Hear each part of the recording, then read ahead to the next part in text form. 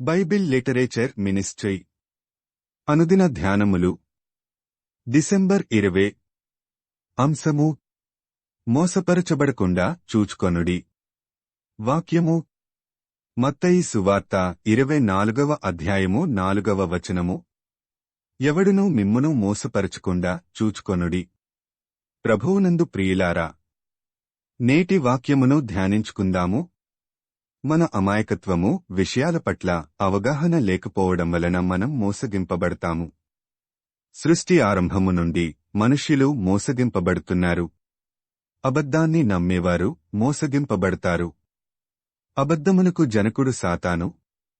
పచ్చి నిజాన్ని సైతం ఇది నిజమా అన్న ప్రశ్న రేకెత్తించడం ద్వారా అబద్ధాన్ని నమ్మేలా చేయడమే మోసగించడం. మోసగింపబడటమనేది ఏదెను తోటలోనే ప్రారంభమయ్యింది. పండు తినకూడదని హవ్వకు తెలుసు. తినడానికి అనేక రకాలైన పండ్లు ఉన్నా కూడా అత్యాశతో పండు తినింది.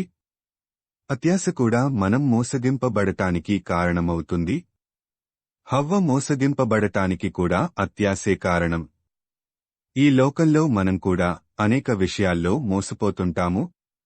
మనకు తెలియని విషయాల్లో, అనుభవం లేని విషయాల్లో అత్యాశ, అమాయకత్వం, అజ్ఞానంతో ఎదుటివారిని సరిగా అంచనా వేయలేకపోవడం వలన మోసపోతుంటాము. మనం మోసగింపబడకుండా చూసుకోవాల్సిన బాధ్యత దేవుడు మన మీదనే పెట్టాడు. మనం కష్టాలు, బాధలు, సమస్యల్లో ఉన్నప్పుడు దేవుణ్ణి కాకుండా మనుష్యులను ఆశ్రయిస్తుంటాము.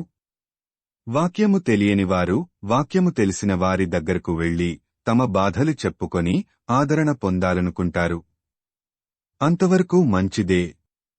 అయితే అనేకమంది తామే క్రీస్తు ప్రతినిధులమని చెప్పుకొనే అబద్ధ బోధకులు దేవుని వాక్యమును తమ బ్రతుకు తెరువు కోసం ఉపయోగించుకునేవారు ఉన్నా ఈ రోజుల్లో నిజమైన బోధకులెవరో, అబద్ధ బోధకులెవరో గ్రహించడం చాలా కష్టం. అబద్ధ బోధకుల గురించి బైబిలు ఏం చెప్తుందంటే, వారు అధిక లోభులై కల్పనా వాక్యములు చెప్పుచు మీ వలన లాభము సంపాదించుకొందురు అని 2 పేతురు 2:3లో దొంగ బోధకుల గురించి హెచ్చరించబడింది. ధన సంపాదనే ధ్యేయంగా కష్టం లేకుండా సులువుగా డబ్బు సంపాదించడానికి పాస్టర్ల అవతారం ఎత్తుతారు. ఒక సంఘములో వచ్చే చందా సరిపోదని 4-5 సంఘాలు నడిపించి ధనవంతులవుతారు. ఇలాంటి వారిని బట్టే దేవుని నామము అన్యజనుల మధ్యను దూషింపబడుచున్నది. రోమా 2:21-24 వరకు. అయితే ఇలాంటి వారిని గుర్తించాలంటే కొంతైనా బైబిలు జ్ఞానము ఉండాలి. ఇలాంటి వారి చేతిలో మనము మోసపరచబడకుండా ఉండటానికే దేవుడు బైబిలు సిద్ధపరచి మనకు ఇచ్చాడు. ప్రతి ఒక్కరి ఇంట్లో ఒకటి కంటే ఎక్కువ బైబిల్స్ ఉంటాయి. అంతేకాక సెల్ఫోన్లో కూడా బైబిలు ఉంటుంది. కాని బైబిలు చదవటానికి బద్ధకించి గేమ్స్ ఆడుతూ, చాటింగ్ చేస్తూ, మనకి ఏమాత్రం ఉపయోగపడని కార్యక్రమాలు చేస్తూ సమయం వృధా చేస్తామే తప్ప ఈ లోక మోసం నుండి మనల్ని రక్షించే బైబిలు చదవము. దేవుడు మనల్ని ప్రేమించి మన భాషలో మనకిచ్చిన బైబిలు చదవకపోతే ఏది సత్యమో, ఏది అబద్ధమో మనకు తెలియక సులువుగా మోసపరచబడతాము.